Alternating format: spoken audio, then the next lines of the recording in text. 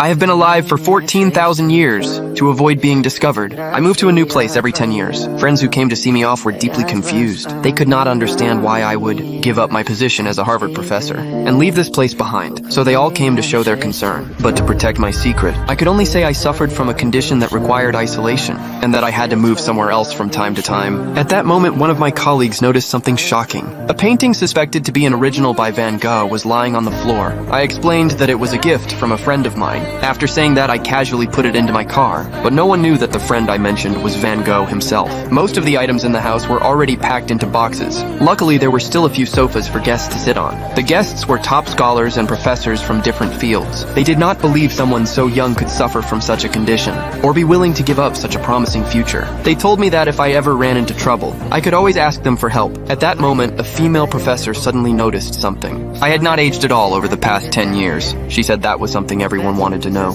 I knew she was just joking, but it added a sense of joy to what was supposed to be a farewell gathering. Just then, an anthropologist spotted a stone chisel on the table. Judging by its shape, it looked like something from the Paleolithic era. An archaeologist nearby quickly picked it up to examine it. After careful inspection, he confirmed it was indeed from the Paleolithic period, but he also said that in his understanding, this object should not exist in that era, and that it was an extremely important archaeological artifact. So my colleagues asked me where I found it. I could only say I bought it at a thrift store for $2. After hearing that, they all looked at me with envy, because its value could not be measured by money. When I took the chisel back, I fell into silence, seeing my reaction. My colleagues felt that I was hiding something. They all became curious about who I really was. Some even asked if I was a wanted criminal. I hesitated over whether to tell them the truth, but the quieter I became, the more curious they grew. In the end, after constant questioning, I could only ask them one question in return. What would happen if a human lived from the Paleolithic era to today?